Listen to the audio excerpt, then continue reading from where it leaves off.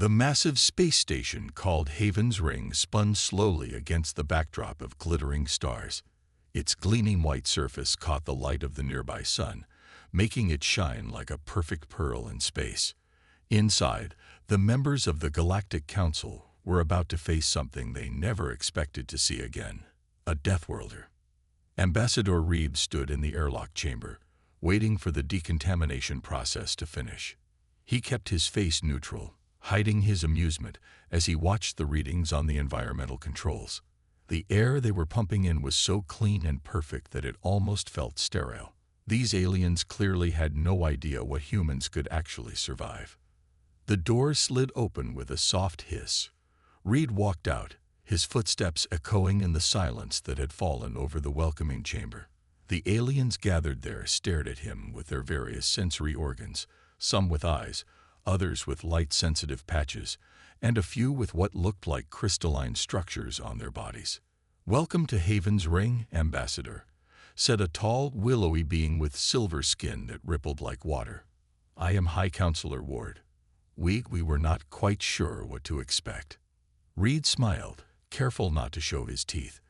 The briefing had mentioned that many species found Earth's predatory features disturbing. "Thank you for having me. Earth is honored to join the galactic community." A murmur went through the crowd as Reed moved forward. The aliens nearest to him shifted away slightly, their movements almost unconscious. He could see why. Compared to them, he was built like a tank. Where they were willowy and graceful, he was solid muscle and dense bone. Even the shortest of them stood nearly 7 feet tall, but their bodies looked like they might snap in a strong breeze.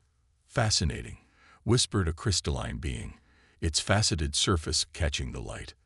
"The readings must be wrong. No living thing could have such density and still be alive." "The readings are accurate, Dr. Frost," Ward said quietly, "just like the historical records of the Titans." That got Reed's attention. The Titans. Ward gestured to a floating display pad, and an image appeared in the air. It showed a being that could have easily passed for human, aside from its slightly larger size. The only other Deathworlders we ever encountered. They vanished 10,000 years ago, leaving behind only ruins and mysteries. "And warnings," added another council member, this one looking like a cross between a butterfly and a tree. "They spoke of dangers coming from the dark between galaxies. Most believe they were simply trying to frighten us."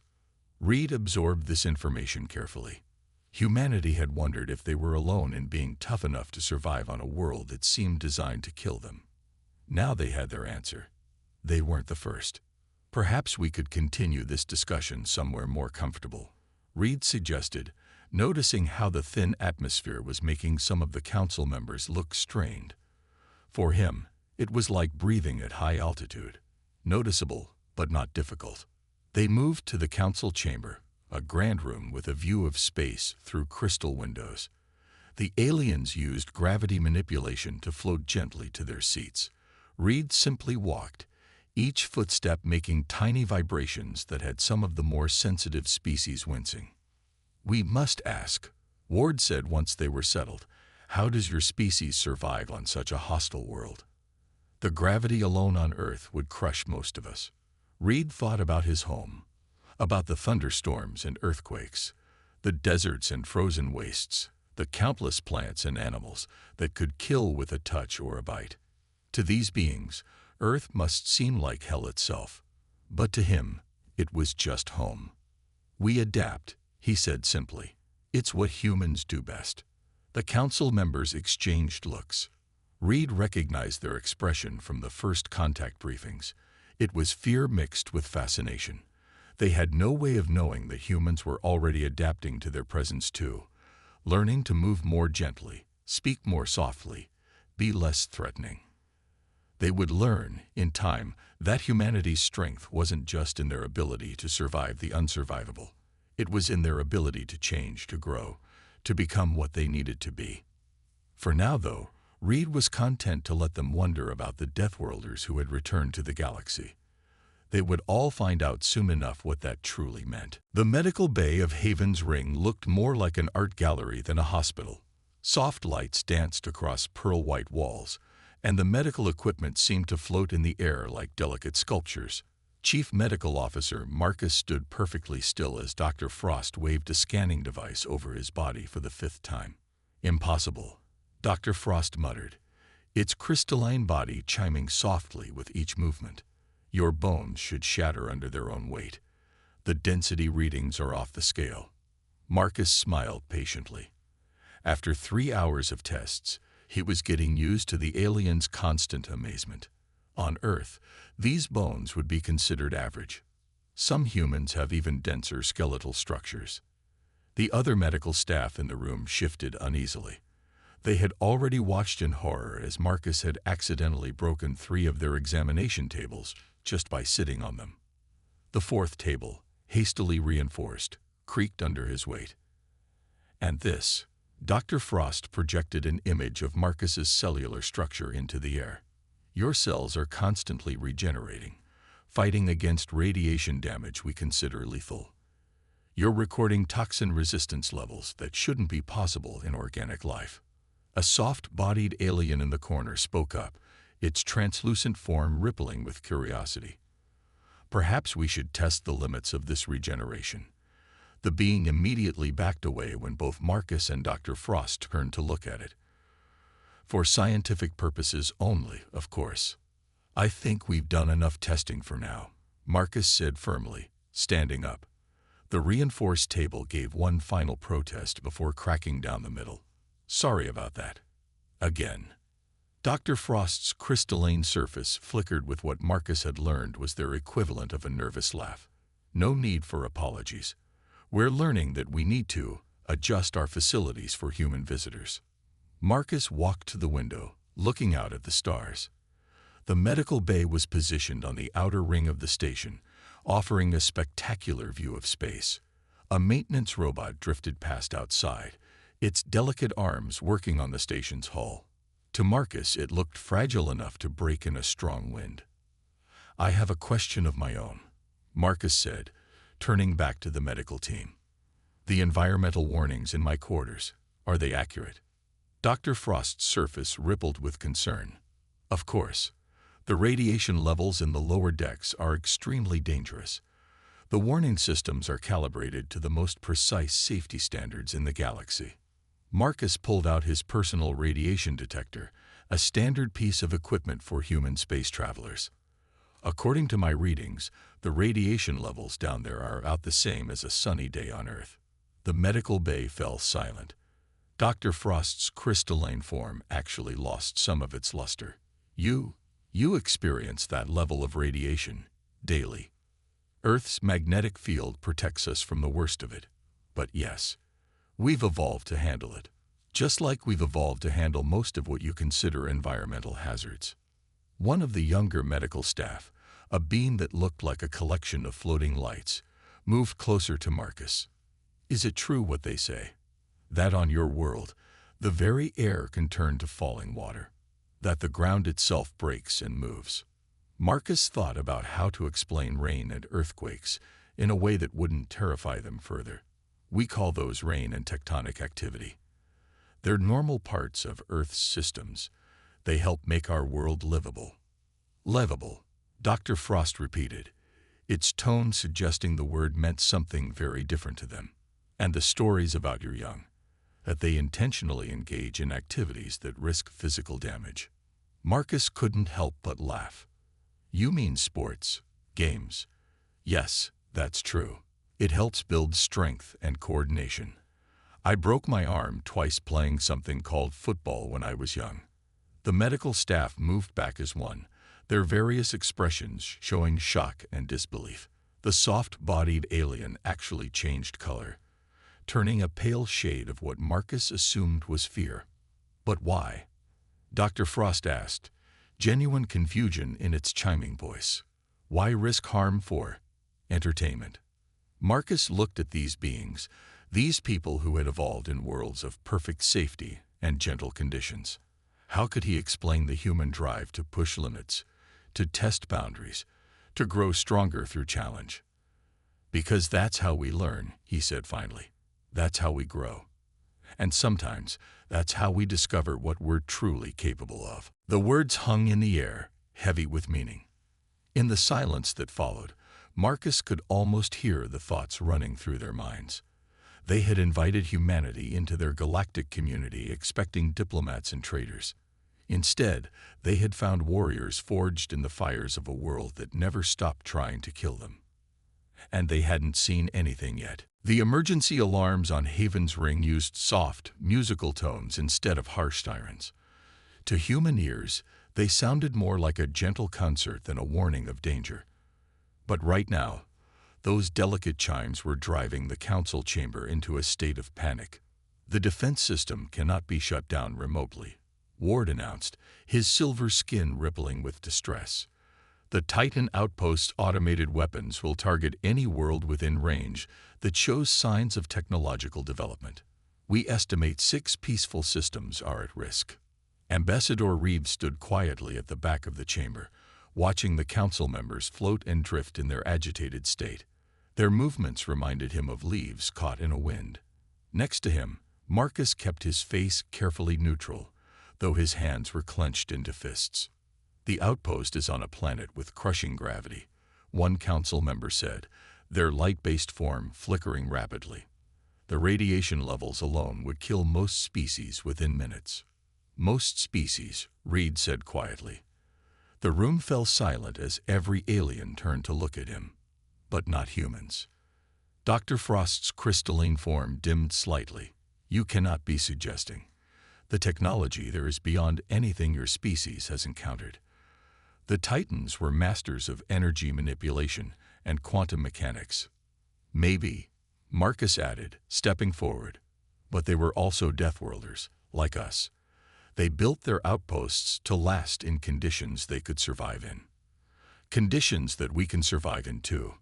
The council chamber erupted in a chaos of worried voices and movements. Reed watched as Ward tried to restore order, noting how even in their panic, none of the aliens came too close to where he and Marcus stood. The nearest council defense fleet is 3 weeks away, Ward said finally. The outpost will fire in 5 days. We cannot evacuate 6 systems in that time. Reed pulled out his communicator, a sturdy device that looked almost primitive compared to the delicate alien technology around him. Then it's a good thing I already called for help when the alarm started. The chamber's main display lit up, showing the ship approaching Haven's Ring. It was blocky and functional, built more like a tank than a spaceship.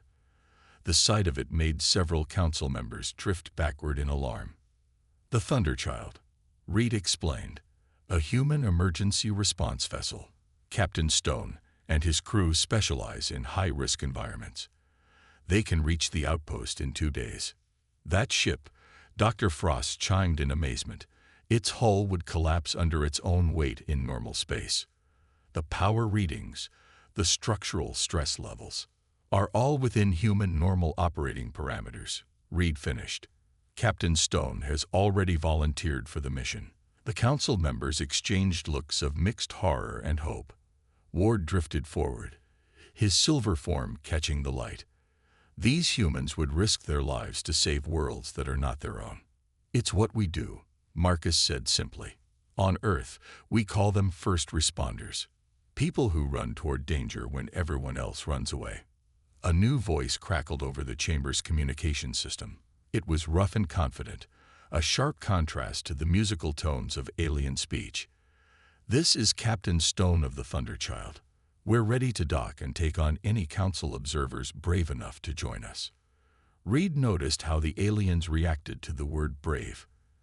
Their species might have evolved in safety, but they understood courage. Dr. Frost's crystalline surface sparkled as it floated forward. I will go, it announced. The council should have a scientific observer present, and I find I want to see these humans in their element. Ward looked like he wanted to object, but he held his peace. The council accepts Earth's assistance with gratitude. But please understand, Ambassador Reed, if your people damage or alter any Titan technology. With all due respect, Reed interrupted, allowing a small smile. Saving lives comes first. The technology comes second. That's not negotiable.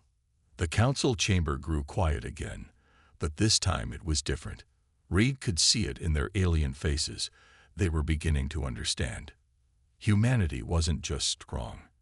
They weren't just tough. They were something these peaceful species had forgotten how to be. Heroes. As the Thunderchild docked with Haven's ring, Reed watched Dr. Frost prepare for departure. The crystalline being was clearly terrified, but just as clearly determined. Maybe that was the first step, Reed thought. Maybe watching humans face impossible odds would remind the galaxy how to be brave again. They were about to find out. The Thunderchild cut through space like a bullet, its engines pushing the ship to speeds that made Dr. Frost's crystalline structure vibrate with worry. Inside the ship's reinforced bridge, Captain Stone sat in his command chair, looking as comfortable as if he were relaxing in his living room.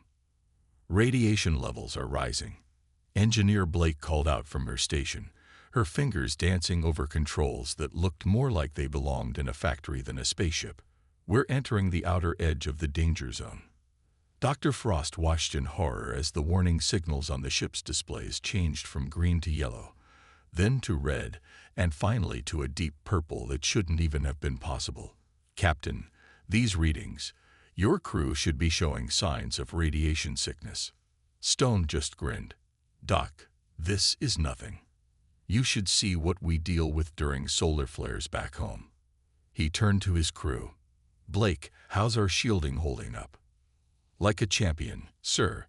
The hull's actually absorbing the radiation and converting it to additional power. We're running at 110% efficiency. The Titan outpost came into view on their main screen. It was a massive structure built into the side of a mountain on a planet that looked like it was made of rust and storms. Lightning flashed constantly in the thick atmosphere, and the surface gravity readings made Dr. Frost feel faint just looking at them. That's impossible, it chimed softly. The gravity alone should have crushed the outpost ages ago. How did they build something that could last 10,000 years in these conditions? Same way we build things on Earth, Blake said, running final checks on her equipment. You make it strong enough to handle the worst days, and the good days take care of themselves. The landing was anything but gentle. The Thunderchild fought against winds that could strip the flesh from most species, using its bulk and power to push through the storm. Stone kept one hand on the controls, making it look easy, though sweat beaded on his forehead from the concentration. Surface team, gear up, he ordered once they had landed. Blake, you're with me. Johnson, keep the engines hot.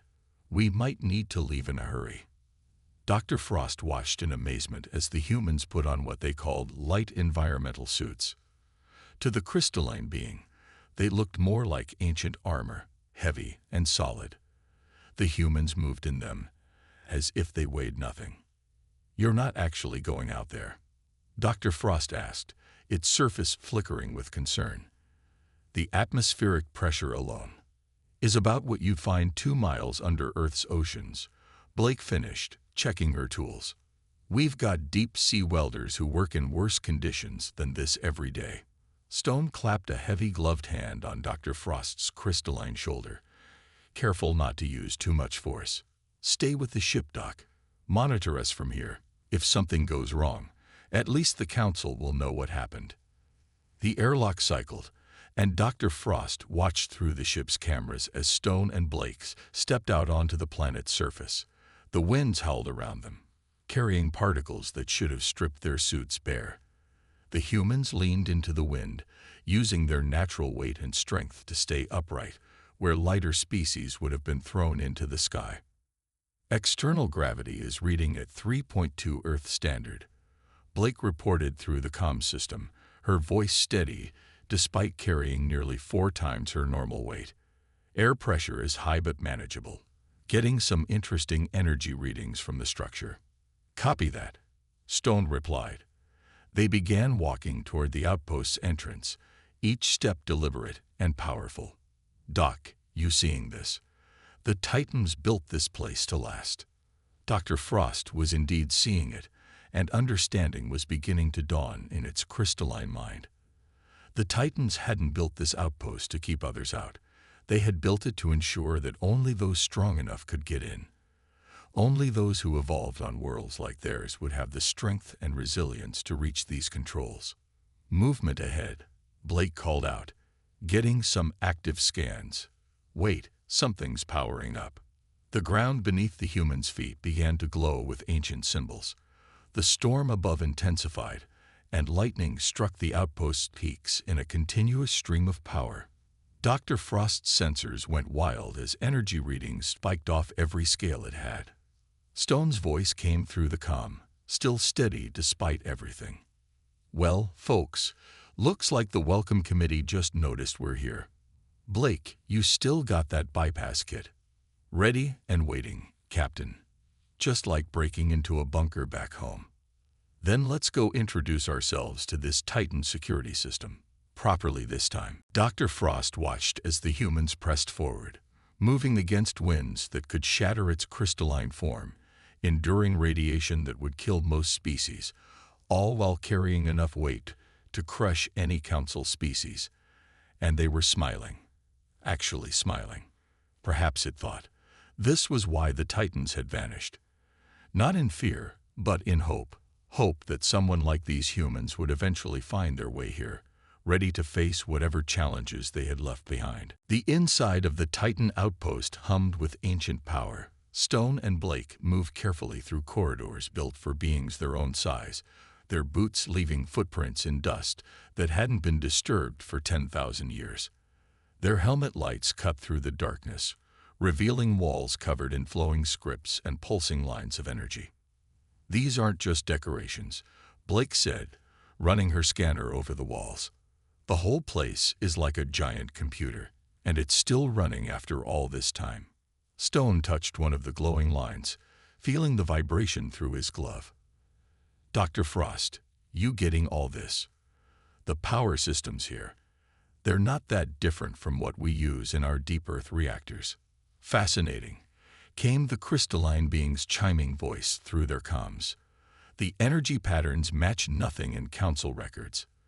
But you say humans developed similar technology. Had to, Blake replied, working to interface their equipment with a Titan control panel. When you live on a world with an active core and enough radiation to fry most computers, you learn to build tough. These Titans thought the same way we do. A hologram suddenly burst to life in the center of the chamber, making both humans step back and raise their weapons. The image showed a star map of the galaxy, with hundreds of points marked in glowing red.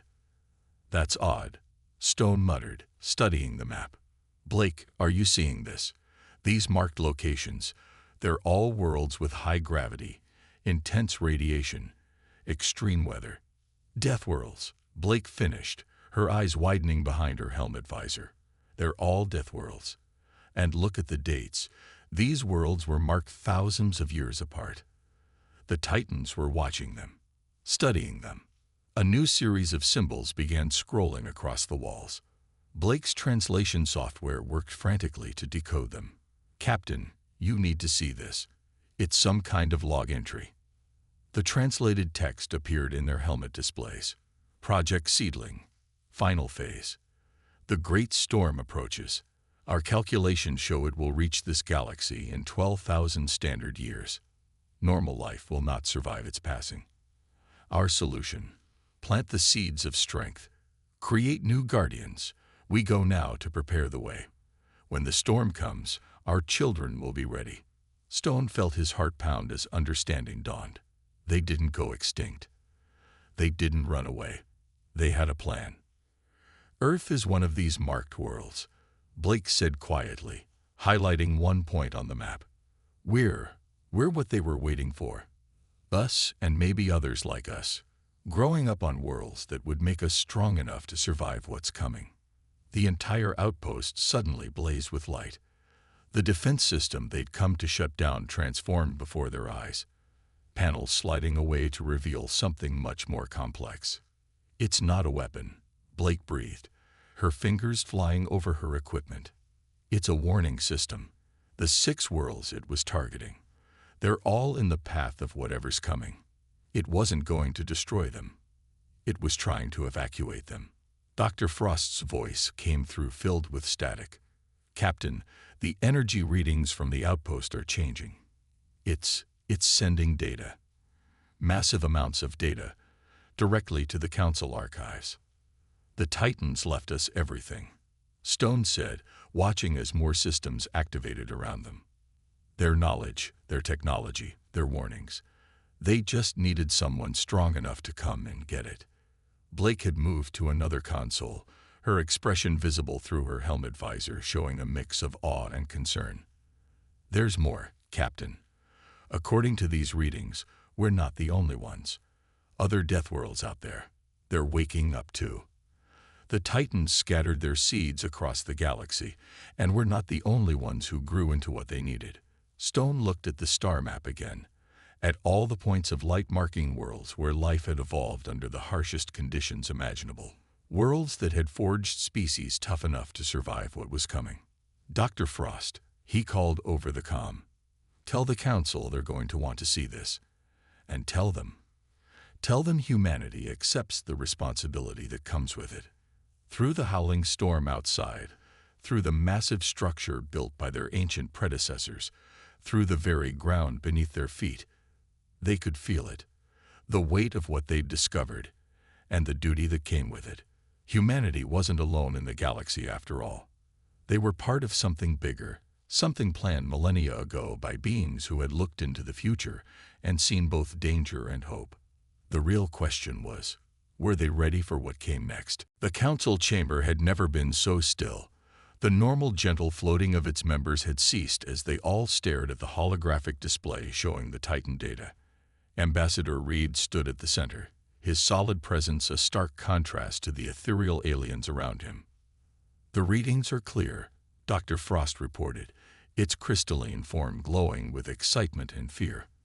"The anomaly the Titans predicted, what they called the Great Storm, is approaching faster than they calculated. We have months, not years." Ward's silver form rippled with distress. "What exactly is this storm? Our sensors show nothing unusual in that sector of space." "Because you're looking for the wrong things," Blake explained, stepping forward with her datapad. She had barely taken time to clean the rust-colored dust off her uniform after returning from the outpost. "It's not a normal space phenomenon. It's more like a wave of changed physics." The display shifted, showing a simulation of the approaching anomaly. Areas of space turned different colors as it passed, representing fundamental changes in how matter and energy behaved. In the affected space, Stone added, gravity increases exponentially. Radiation levels spike. Matter itself becomes less stable. The Titans knew that most life in the galaxy evolved in protected, stable environments. They wouldn't survive the change. "But we would," Reed said quietly. "Humans, and others like us from Deathworlds. We already live with high gravity, radiation, and environmental instability. We've evolved to handle it." A new voice spoke up from the back of the chamber. "We have too."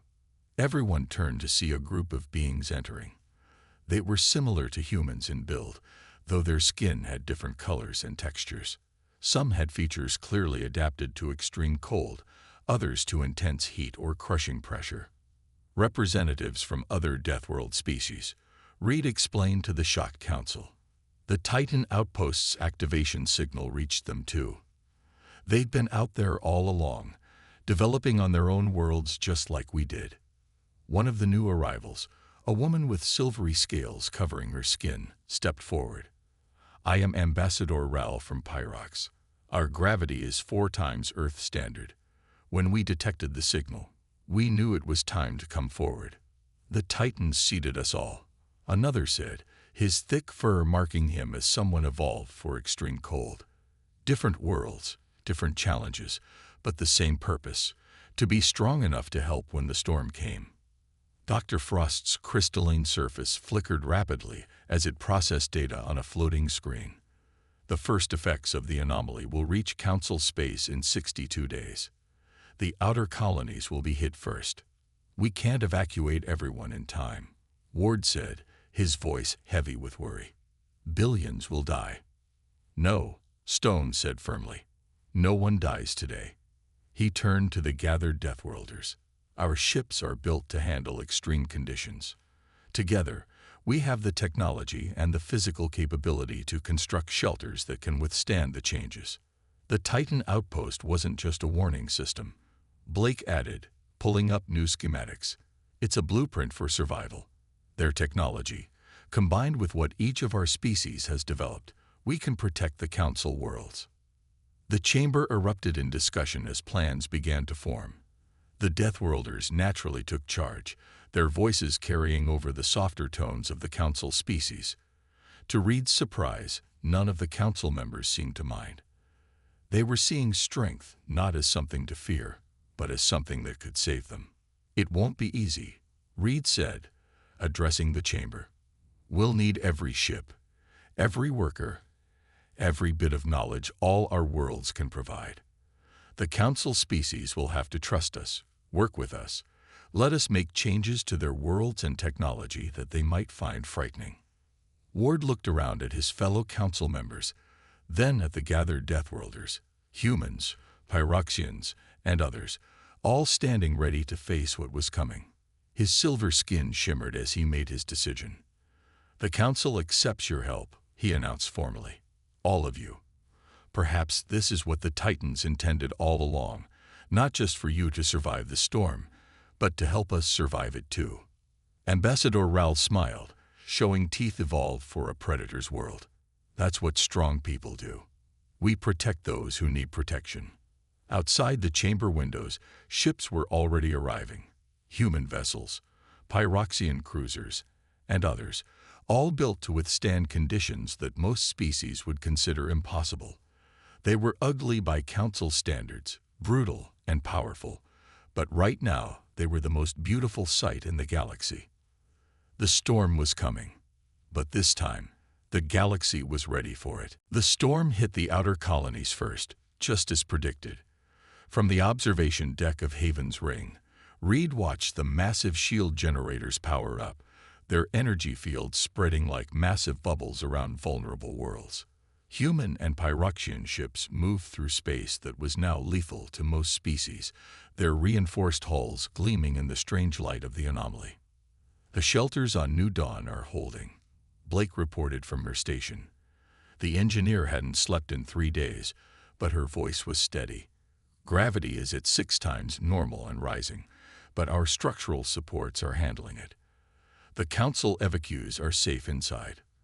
Dr. Frost stood next to Reed, its crystalline form protected by a special field developed jointly by human and Pyroxian scientists. It's remarkable. In just 2 months, you've accomplished what we thought impossible. Those shelters should have collapsed under their own weight. That's the thing about impossible, Stone said, walking onto the deck. His uniform was stained with sweat and grime from his last mission. Humans tend to treat it more like a challenge than a limit. The deck's main screen showed feeds from across Council space.